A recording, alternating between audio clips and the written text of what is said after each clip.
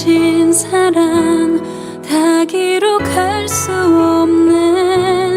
날 위해 독생자를 주신 하나님의 그 큰 사랑 다 기록할 수 없네.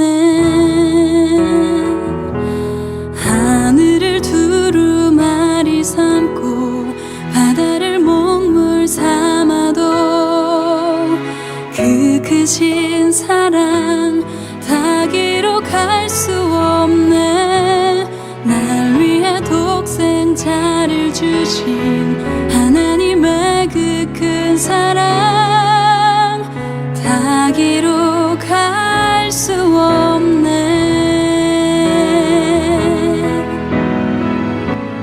그 사랑 찬양해.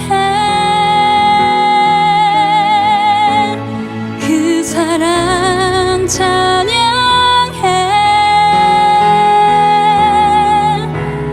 날 위해 십자가 달리신 주 예수 그 사랑을 찬양해. 하늘을 두루마리 삼고 바다를 먹물 삼아도 날 향한 그 사랑 다 기록할 수 없네.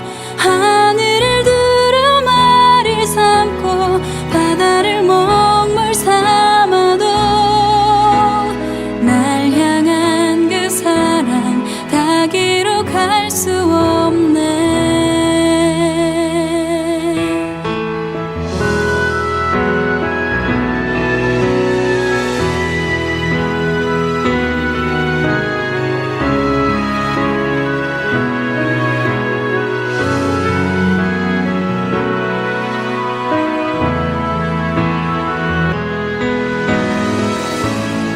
그 사랑 찬양해. 그 사랑 찬양해. 날 위해 십자가 달리신 주 예수 그 사랑을 찬양해. 하늘을 두루마리 삼고 바다를 먹물 삼아도 날 향한 그 사랑 다 기록할 수 없네. 하늘을 두루마리 삼고 바다를 먹물 삼아도 날 향한 그 사랑 다 기록할 수 없네. 하늘을 두루마리 삼고 바다를 먹물 삼아도 날 향한 그 사랑 다 기록할 수 없네. 하늘을 두루마리 삼고 바다를 먹물 삼아도 날 향한 그 사랑 다 기록할 수 없네.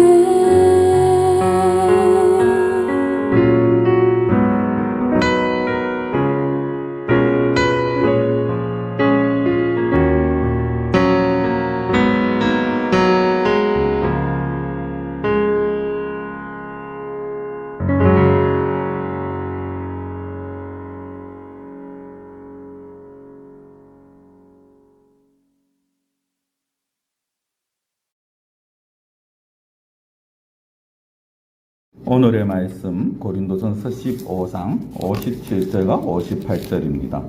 우리 주 예수 그리스도로 말미암아 우리에게 승리를 주시는 하나님께 감사하노니 그러므로 내 사랑하는 형제들아 견실하며 흔들리지 말고 항상 주의 일에 더욱 힘쓰는 자들이 되라.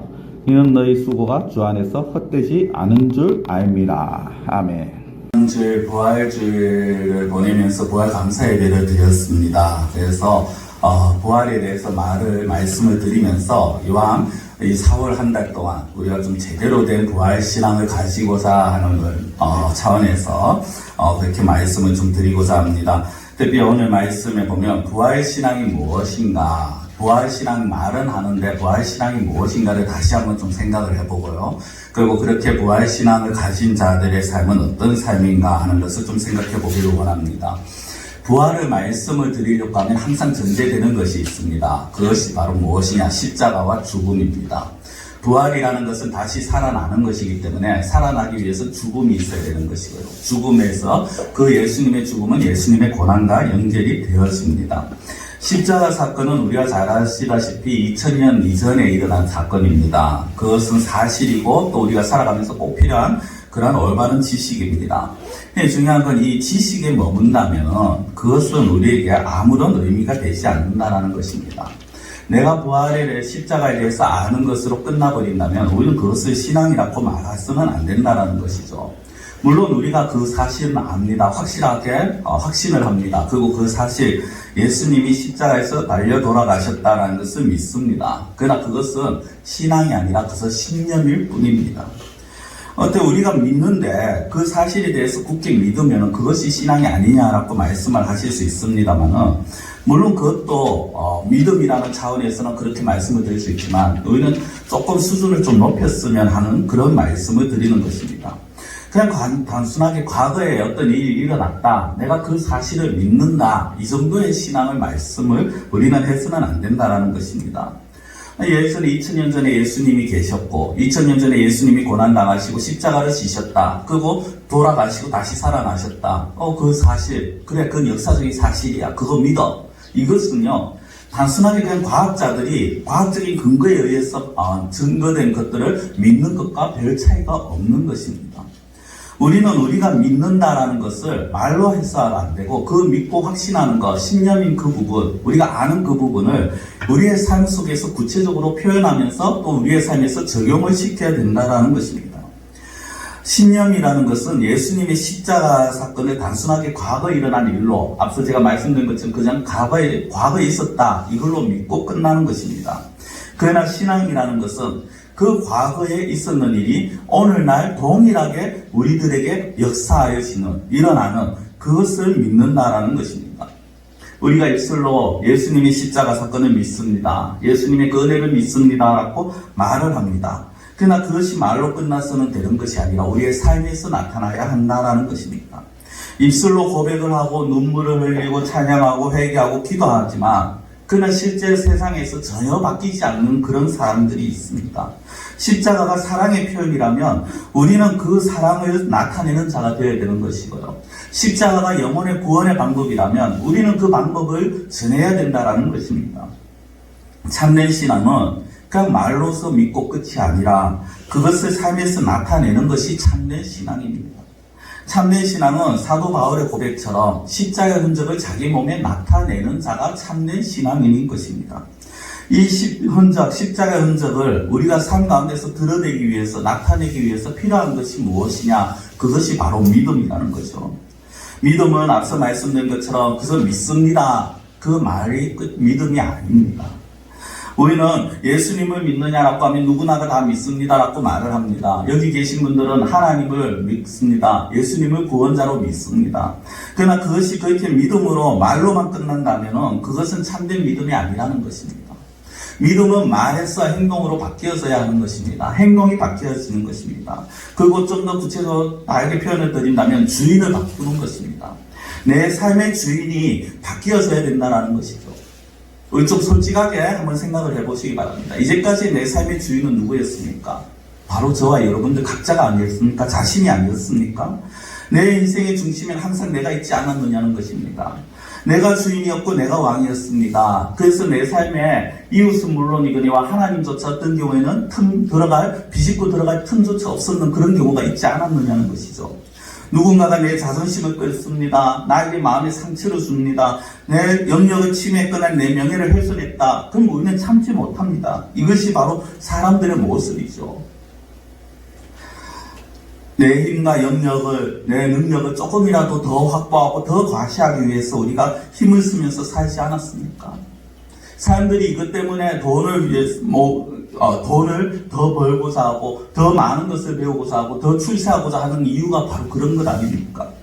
물론 불신자들은 그렇게 하는 것이 당연하게 보일 수 있습니다. 그들은 눈에 보이는 것이 전부입니다.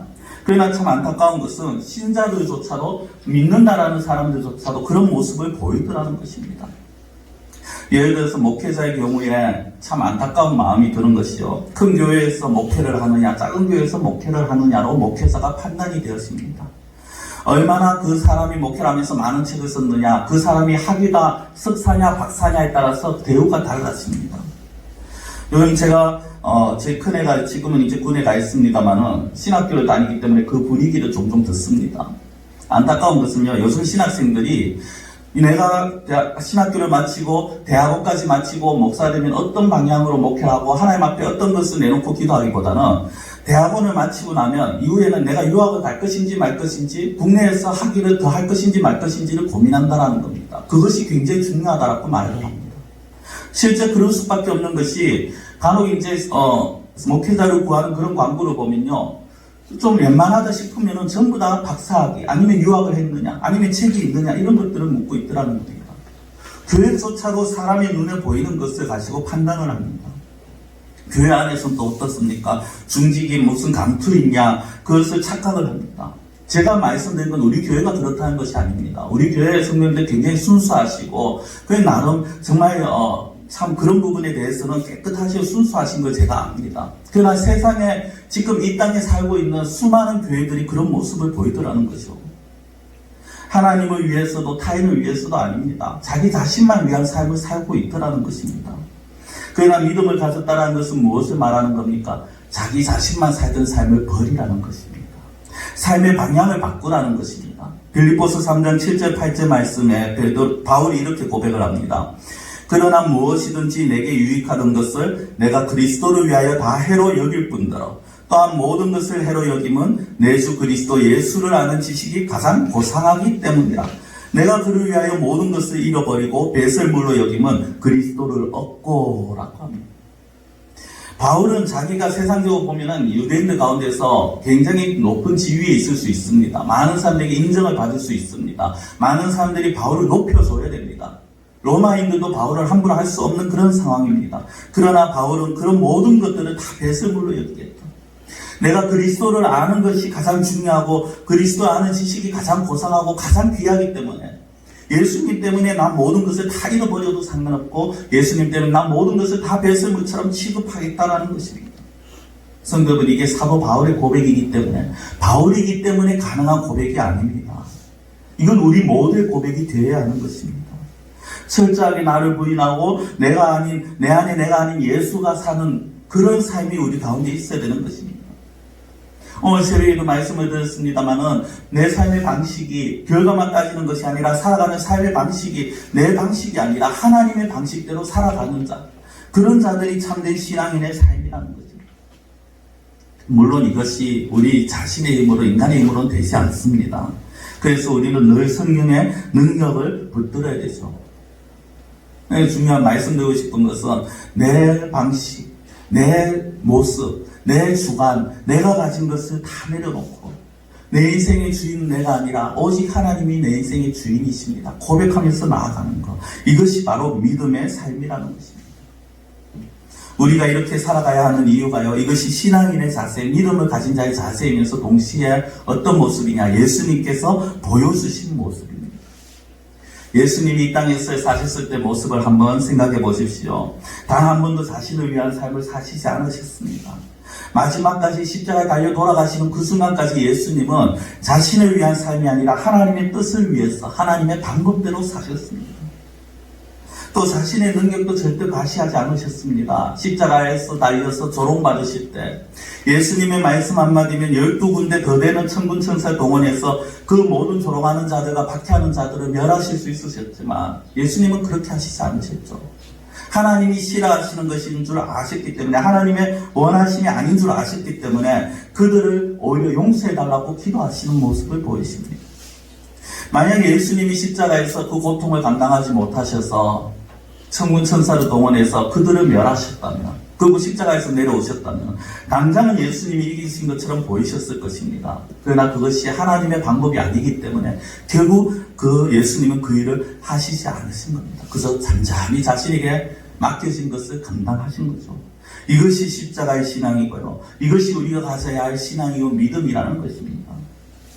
예, 사실 우리가 또 이렇게 살고자 마음은 먹지 않습니까? 항상 주일이 되면은 말씀 예배를 드리고 그 집에 가서 또 하루하루를 시작하면서 그래 오늘 정말 믿음의 삶을 살아야지, 오늘 정말 신앙인답게 살아야지라고 마음을 먹습니다. 다짐을 합니다. 근데 어떻습니까? 잘 되지 않죠. 왜 잘 안 됩니까? 사탄이 계속 방해를 하거든요. 사탄은요, 절대 우리가 하나님의 백성답게 사는 것을 그냥 그냥 두고 보지 않습니다. 그래? 잘해. 열심히 해봐. 내가 그냥 옆에서 가만히 있을게. 절대 이렇지 않습니다. 사탄은 어떤 방법으로도 방해를 합니다. 어떤 식으로도 우리가 하나님의 백성답게 살지 못하게 회방을 놓더라는 겁니다. 어떤 식이든 간에 우리가 그 예수님을 본받아 십자가의 신앙을 따라가지 못하도록 만드는 것, 그것이 바로 사탄의 모습입니다. 그 중에 하나가 무엇입니까? 십자가 사건은 예수님에게만 해당된 사건이야 라고 우리에게 그렇게 말을 하더라는 거죠. 무슨 이야기냐? 예수님께서 십자가를 담당하신 거니까 그래서 우리는 그것을 믿기만 하고 십자가 지지 않아도 된다라고 생각을 하는 것입니다. 우리에게는 십자가 신앙이 필요 없다라고 말을 합니다. 십자가 목걸이를 하고 차에 기독교 표식을 하고 다니면서도 불구하고 한 주에 한 번 교회 나가고 그리고 또 죄 지으면 회개하면 그것으로 끝이라고 그렇게 생각을 하게 하더라는 것입니다. 물론 십자가가 죄 용서와 구원과 상관이 있습니다. 그러나 사탄은 여기에 더 나아가지 못합니다. 그건 그냥 믿으면 돼. 네 삶에서는 그냥 너가 편하게 하면 돼. 삶의 방식을 바꿀 필요가 없어 라고 말을 합니다. 그렇게 하면서 우리를 하여금 점점 실패하게 만들죠. 그러나 예수님은 그것이 아니라고 하십니다. 예수님은 우리가 십자가를 져야 된다라고 말씀을 하십니다. 마태복음 10장 38절에 또 자기 십자가를 지고 나를 따르지 않는 자도 내게 합당하지 아니하리라. 자기에게 맡겨진 십자가가 있다라는 것입니다. 이 십자가가 무엇입니까? 예수님 때문에 믿는 고난의 삶을 의미하기도 하지만 내가 내 모든 것을 포기하고 예수님을 주인으로 모시고 사는 그 삶을 말을 하는 것입니다. 참된 신앙인은 예수님을 믿는다면 정말 진정으로 내가 예수님을 믿는다라고 고백을 한다면 나에게 주어진 십자가를 져야 한다는 것입니다. 옛날에 예수님이 2000년 전에 인류를 위해서 지신 그 십자가로 끝이 아니라 그 십자가가 지금도 우리의 삶에서 계속해서 나타나야 된다는 것이죠. 하나님은 성도들에게, 믿는 자들에게 너희들이 십자가의 삶을 살아야 돼 라고 말씀하시고 그냥 버려두지 않습니다. 성도들이 살아갈 수 있는 힘을 주십니다. 내가 어떻게 할 수 있어 라고 생각할 수 있지만 하나님께서는 감당할 수 있는 능력을 주십니다. 그 능력이 무엇입니까? 바로 성령이라는 것입니다. 하나님께서는 성령님을 각자에게 주셨습니다. 그리고 그 성령님을 의지하는 삶, 성령님을 오로지 성령님만 의지하는 삶, 이걸 다른 말로 성령 충만이라고 말씀을 드리는데요. 그런 삶들을 사는 자들은 십자가의 신앙을 가지고 살아갈 수 있다라는 것입니다. 아니, 가지고 살아가게 되어지는 것입니다. 예수님의 사역을 보십시오. 예수님의 사역은 결코 인간적인 힘으로 하시지 않았습니다. 성령의 능력을 받아서 성령의 충만함으로 감당하신 사역이었습니다. 예수님께서 성령의 능력으로 말미암아 병을 고치셨고요. 예수님께서 성령의 능력으로 말미암아 귀신을 쫓아내시고 죽은 자를 살리시는 기적을 보이신 것입니다. 이것이 부활입니다. 부활은 다른 것이 아닙니다. 부활은 사망의 권세에 사로잡혀 있던 자들을 회복시키고 생명 주고 자유를 주는 것이 부활입니다. 또 우리들 예수님에게 지어진 그 십자가의 죽음 역시 무엇을 말하는 겁니까? 그 죽음 뒤에 하나님께서 성령을 통해서 새 생명을 주실 것이라는 것을 보여주시기 위해서 그 전단계로 십자가의 죽음이 있었는 것입니다. 성도 여러분, 십자가와 부활은요, 뗄래야 뗄 수 없는 것입니다. 동전의 양면입니다. 부활이 없는 십자가도 없고요, 십자가 없는 부활도 없습니다. 둘이 아니라 사실상 어떻게 보면 하나라는 거죠. 우리가 십자가를 생각하면 우리 죄를 용서하시고 대속하시기 위해서 십자가에서 자기 목숨을 내어주신 예수님의 그 사랑 참 감사하죠. 감격됩니다. 그러면 부활은 어떻습니까? 부활을 단순하게 예수님이 죽은 자 가운데서 다시 살아나셨다, 이것으로 끝난다면요, 우리의 신앙은 반쪽짜리 신앙인 것입니다. 그 십자가면, 그렇게 끝난다면 반쪽짜리 십자가요, 반쪽짜리 부활밖에 되지 않는 것입니다.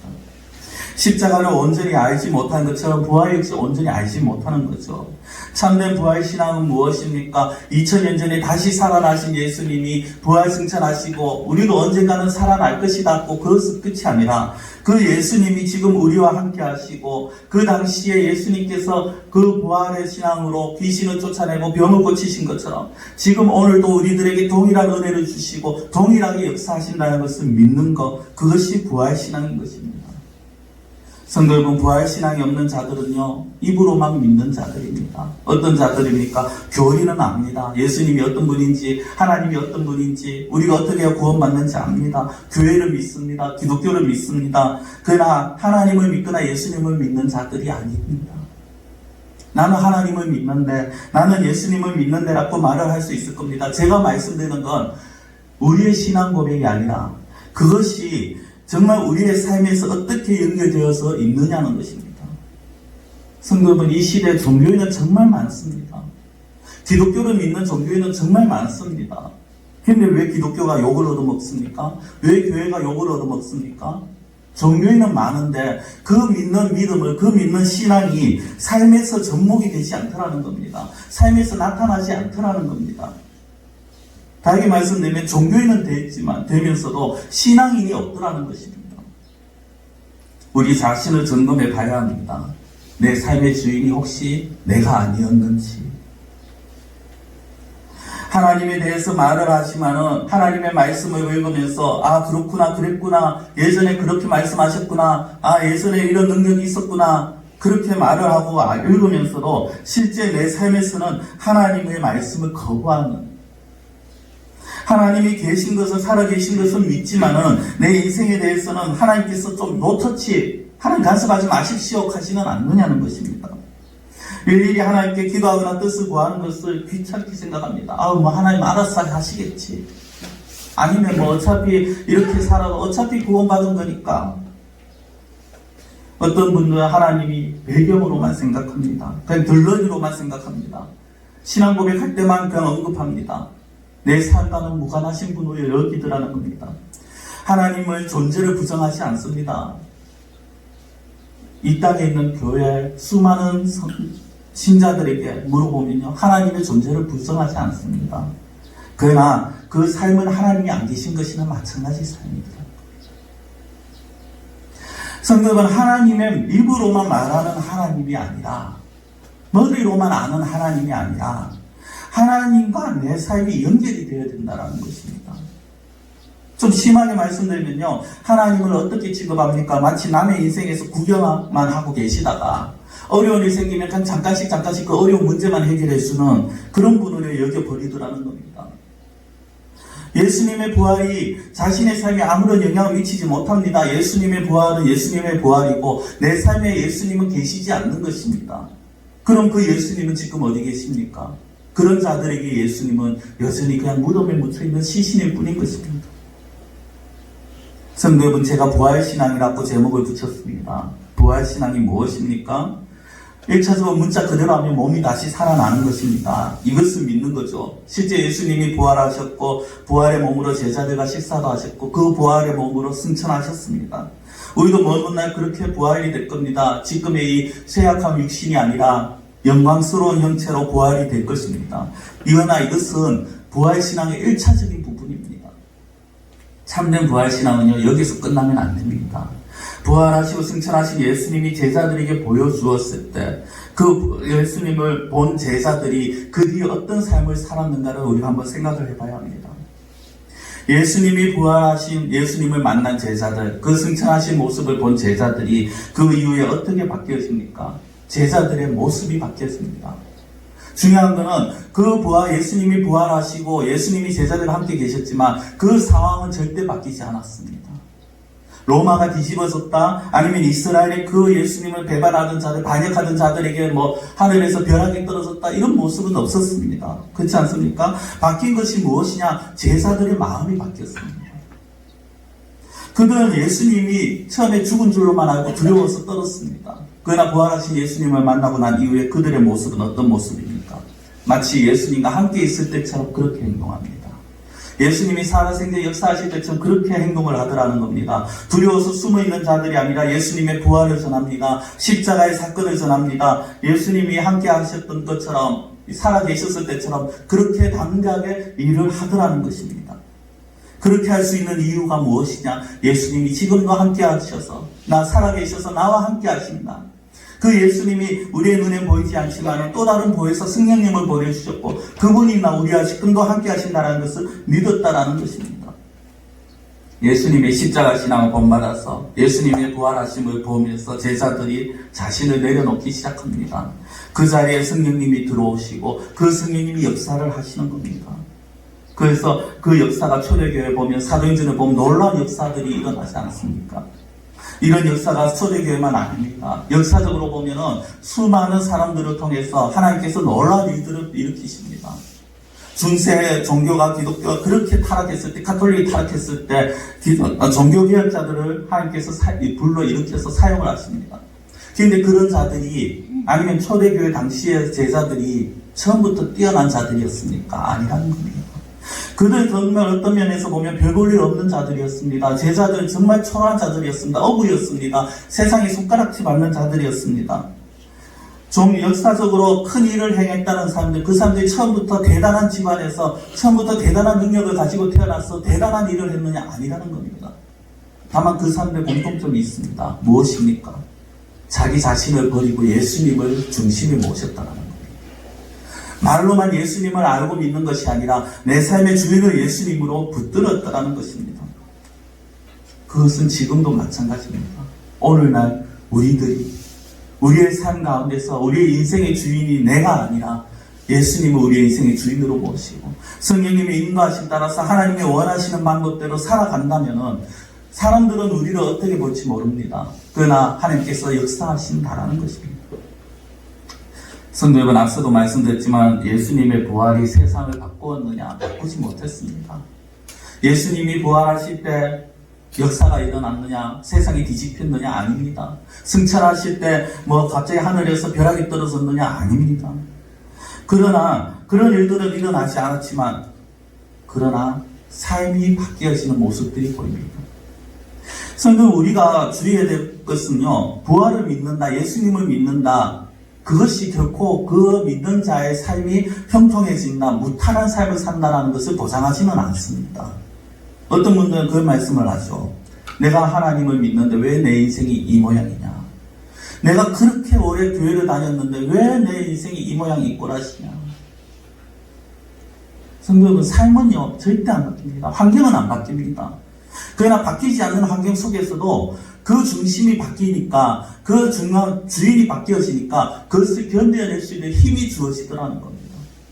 예수님을 믿는 자들은요, 제자들은 오히려 예수님의 부활하시고 난 이후에 더 고난을 받습니다. 더 수욕을 당합니다. 순교를 당합니다. 히브리서에 보면은 톱으로 켬을 당하는 자들까지 나타납니다. 사람들은 신앙을 가지면 뭔가 형통한 삶을 살 것이라고 기대를 합니다. 그러나 기독교는 아니라고 말을 합니다. 부활의 신앙을 가졌다는 것은 그 부활로 인해서 세상이 바뀌어지는 것이 아니라 그 신앙을 가진 자신이 바뀌어졌다는 겁니다. 성도가 바뀌어진다는 것입니다. 이제까지의 상황과 처지가 갑자기 바뀌어지지 않습니다. 예수님을 믿기 전이나 믿고 난 후나 바뀐 것이 없습니다. 그래서 간혹 늦게 예수님을 믿으시는 분들이 믿기 전이나 믿고 난 후나 똑같네 하면서 다시 돌아가시는 경우도 생기기도 하죠. 갑자기 나에게 생각지 못한 막 능력이 생겼다거나, 아니면 내가 하던 데서 더 좋은 직장으로 막 스카웃이 되어진다거나, 아니면 지금 하고 있는 정말 망해서 가는 그 사업이 갑자기 번창하거나, 그런 것은 되지 않습니다. 그런 일들이 있을 수 있지만 항상 그렇지는 않습니다. 그러나 자신이 바뀝니다. 내 자신이 바뀌더라는 겁니다. 내 생각이 바뀌어집니다. 이전에는 이것이 될까 불신하고 의심하던 마음이 믿음으로 굳게 서게 되더라는 겁니다. 히브리서에 보면은 이런 믿음의 사람들이 쭉 나옵니다. 죄악이 관영하던 시대에 홀로 믿음을 지킨 노아, 하나님과 동행하다가 죽음을 맛보지 않고 하늘로 들린 에녹, 그 외에도 스데반도 있고요, 바울도 있고 믿음의 사람들이 쭉 나옵니다. 그러나 이들은 하나같이 보면 죽음을 두려워하지 않았습니다. 왜 그렇습니까? 그 죽음 이면에 살아계신 예수님이 지금도 나와 함께 하시고 그 이 세상에서의 죽음이 이 세상의 고난이 나를 어찌할 수 없다라는 것을 믿는 자들이었기 때문인 것입니다. 히브리서 11장 39절 40절에 이 믿음의 삶에 대해서 이렇게 표현을 합니다. 이 사람들은 다 믿음으로 말미암아 증거를 받았으나 약속된 것을 받지 못하였으니, 이 약속된 것이 무엇입니까? 눈에 보이는 뭔가 확실한 어떤 좀 새로운 것들을 보지 못했다는 겁니다. 내가 예수님을 믿으면 뭔가 눈에 더 보이는 것이 있어야 되는데 달라지는 것이 있는데 그런 것이 없더라는 겁니다. 그래서 40절에 어떻게 합니까? 이는 하나님이 우리를 위하여 더 좋은 것을 예비하셨은즉 우리가 아니면 그들로 온전함을 이루지 못하게 하려 하심이라. 하나님께서 더 좋은 것을 예비하셨다라는 겁니다. 이것을 믿는다는 것입니다. 지금 내 눈에 보이는 것이 바뀌어지지는 않습니다.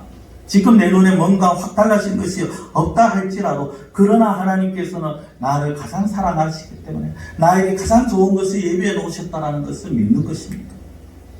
제가 최근에 다니엘에 대한 이야기를 좀 자주 한 것 같은데요. 다니엘 하면은 유명한 말이 있죠. 그럼에도 불구하고. 불문불 속에 들어갈 수밖에 없는 상황, 그 상황 속에서도 자기가 우상에게 절 한 번만 하면 되는 그런 상황 속에서도 자기는 하나님을 버리지 않겠다는 겁니다. 하나님이 자신을 지켜줄 것이라고 그렇게 말합니다. 그러나 그 뒤에 어떤 말합니까? 그럼에도 불구하고 하나님이 나를 지켜주지 못하는 것처럼 내가 불문불에 들어가서 다 죽는 상황이 된다 할지라도 내가 하나님을 버리지 않겠다는 것입니다. 그럼에도 불구하고 상황이 바뀌지 않는다 할지라도 그러나 나는 하나님을 믿습니다. 그러나 나는 나와 함께 하신 예수님을 믿습니다. 이런 자들을 세상이 감당할 수 없다라는 것입니다. 오늘 본문이 이런 부활신앙을 소유한 자의 삶을 말씀해주고 있는 것입니다. 이제 본문의 말씀을 드립니다. 길게 가지는 않겠습니다. 57절 말씀에 보면요, 우리 주 예수 그리스도로 말미암아 우리에게 승리를 주시는 하나님께 감사하노라. 무엇을 주셨습니까? 승리를 주셨다라는 겁니다. 하나님께서 승리를 주셨습니다. 먼 훗날 우리가 하나님 나라에 가서 쓰게 될 영광의 면류관이 주어졌습니다. 그러나 그것이 끝이 아니죠. 우리가 가서 천국 가서 누릴 승리만 생각한다면 그럼 그것은 도피주의입니다. 이 땅에서는 어떻게 살아야 되겠지, 그것이 아니라는 겁니다. 하나님께서 승리를 주셨는데 그 승리는 미래에만 주어지는 것이 아니라 현재에도 나에게 주신 승리라는 것입니다. 그렇다고 해서 힘든 일이 안 생기거나 아플 일이 없다, 그것이 아니라 어떤 상황 속에서도 내가 견딜 수 있는 힘을 주신다라는 것입니다. 어떤 상황 속에서도 내가 하나님을 의지할 때 하나님께서 그 가운데서 이길 수 있는 힘을 주시더라는 것입니다. 다니엘의 새 친구들과 같이 우리가 담대함으로 신앙생활에 나갈 수 있는 힘을 주시더라는 것입니다. 그것이 언제입니까? 고통과 괴로움 속에서도 부활하신 주님이 나와 함께 하심을 믿을 때, 모든 상황 속에서 가장 좋은 결과 인도해 주심을 믿을 때, 그리고 그 하나님께 온전히 모든 것을 맡길 때, 그것이 바로 승리라는 것입니다. 예수 그리스도로 말미암아 우리에게 승리를 주셨다라는 이 사실을 우리가 기억을 해야 합니다. 허구한 날 죽겠다고 울산 쓰고 괴롭다고 하소연이나 하는 그런 삶은요, 폐산병의 삶입니다. 이제는 우리는 삶을 바꿔야 하지 않겠습니까? 우리가 언제까지 폐선병의 삶을 살아야겠습니까? 이제는 승리의 삶을 살아야 합니다. 그러기 위해서 우리의 생각을 바꿔야 합니다. 이미 주어진 승리 우리가 거머쥘 수 있어야 합니다. 그 승리를 누려야 합니다. 누리는 유일한 방법은 살아계신 예수님이 지금도 나와 함께 하신다 믿을 때 가능한 것입니다. 부활의 주님이 나와 함께 하심을 믿는 자들 어떠한 모습이 되었습니까? 바로 뒤 58절에 보면, 그러므로 내 사랑하는 형제들아 견실하며 흔들리지 말고 항상 주의 일에 더욱 힘쓰는 자들이 되라 라고 합니다. 여기 보면 견실하며 흔들리지 말라라고 합니다. 견실이 무엇입니까? 튼튼하고 굳건하다라는 것입니다. 우리의 믿음을 굳건하게 하라는 겁니다. 우리의 믿음을 흔들리지 말라는 것입니다. 세상은 늘 우리를 넘어뜨리려고 흔듭니다. 사탄은 늘 우리를 괴롭힙니다. 자꾸 고난을 줘서 흔드는 거지만 우리가 하여금 늘 하나님에게서 떠나게 합니다. 하나님의 말씀에 귀 기울이지 못하도록 우리를 속삭입니다. 이 시대에 그게 말이나 되냐. 이 시대에 하나님의 말씀이 어떻게 그것이 틀법이냐 하냐고 그렇게 우리를 합니다. 그러나 우리가 각자가 견실해야 합니다. 내 믿음을 굳게 잡아야 합니다. 어떤 믿음입니까? 내가 믿는 하나님은 이 세상의 창조주시고, 내가 믿는 하나님은 이 세상의 왕의 왕이시고, 내가 믿는 예수님은 죽음으로 끝난 것이 아니라 살아계셔서 지금도 나와 함께 하시는 예수님이고, 그 예수님이 나와 함께 하시고, 그 하나님이 나의 아버지가 되신다라는 이 사실을 우리가 굳게 붙들어야 된다는 것입니다. 우리만 흔들리지 않으면 됩니다. 세상이 어떻게 변하든 내가 견고하면 된다라는 것입니다. 물론 이것이 쉽지는 않습니다. 그렇죠? 한순간 방심하면요, 와장창 무너집니다. 와르르르 그냥 무너져 내리는 겁니다. 그래서 때로는요, 이 믿음을 붙든다는 거, 견실하게 내가 믿음을 지킨다는 거, 때로는 번거로울 수 있습니다. 수고로울 수도 있습니다. 그러나 믿음을 버티는 것, 이것이 바로 신앙입니다. 우리가 오늘날 이 시대 살아가면서 이 부활의 신앙을 붙들고 살아가야 될 것입니다. 말씀을 맺겠습니다. 사랑하는 성도 여러분, 예수님의 부활은 2000년 전에 있었는 사건 맞습니다. 진리죠. 사실입니다. 그러나 그것으로 끝이 아니라 지금도 그 예수님은 나와 함께 하십니다. 여러분들과 함께 하십니다. 여러분들이 그것을 부인할지언정 예수님은 함께 하신다라는 사실을 기억하시기 바랍니다. 내 눈에는 보이지 않지만, 내 상황은 전혀 변함이 없지만, 더 힘들고 더 어려운 것처럼 보일지언정 그러나 예수님은 지금도 나와 함께 하시고, 그 예수님은 지금도 우리를 붙들고 계시다는 사실입니다. 우리는 이제 어떠한 자리로 나아가야 될까요? 나와 함께 하신 예수님을 바라보면서, 그 예수님을 의지하면서, 정말 날마다 자기 자신을 죽이면서 예수님을 나의 주인으로 모시고 살아가는, 이것이 십자가의 신앙이고 이것이 부활의 신앙입니다. 이런 부활의 신앙을 가지고 살아갈 때 우리는 예수 그리스도 말미암아 주시는 그 승리를 맛보며 기쁨으로, 그 평안함으로 살아갈 수가 있을 것입니다. 기도드리겠습니다. 사랑의 하나님 아버지, 우리가 살아가면서 말로 예수님을 믿고 하나님을 믿는다고 하지만 정말 저희들의 삶 가운데 얼마나 예수님을 믿으며 살았는지, 저희들의 삶 가운데 부활하신 예수님을 얼마나 인정하며 그 부활하신 예수님을 얼마나 붙들고 의지하며 나아갔는지 다시 한번 저희 자신을 돌이켜보기를 원합니다. 회개합니다. 하나님 용서하여 주시옵시고, 이제는 내 삶의 주인이 내가 아니라 예수 그리스도가 내 삶의 주인이심을 고백하며 모든 것을 예수님께 맡기는 우리의 삶이 되게 하여 주시옵소서. 우리 자신을 죽이고 우리의 그 주인의 자리에서 우리가 내려와서 오로지 예수님만을 의지하고 붙드는 그러한 저희들이 되게 하여 주시옵소서. 사랑의 하나님 아버지, 역사적으로 수많은 믿음의 사람들, 그들이 처음부터 특출나지는 않았습니다. 그러나 예수님을 붙들고 하나님을 의지할 때 그들을 통하여서 역사하신 것처럼 하나님, 저희들을 붙들 하나님만을 바라보는, 하나님만을 의지하는 저희들을 하나님 기억하여 주시옵시고 살펴주시옵시고, 상황이 힘들고 어렵지만 우리 주변의 모습들은 변함이 없지만, 그러나 어떤 상황 속에서도 오로지 예수 그리스도만을 의지하며 바라보며 믿으며 견실하고 흔들리지 않는 신앙의 소유자가 되기를 원합니다. 하나님 도와주시옵시고 힘을 주시옵소서. 간절히 원하고 예수님의 이름으로 기도드리옵나이다. 아멘.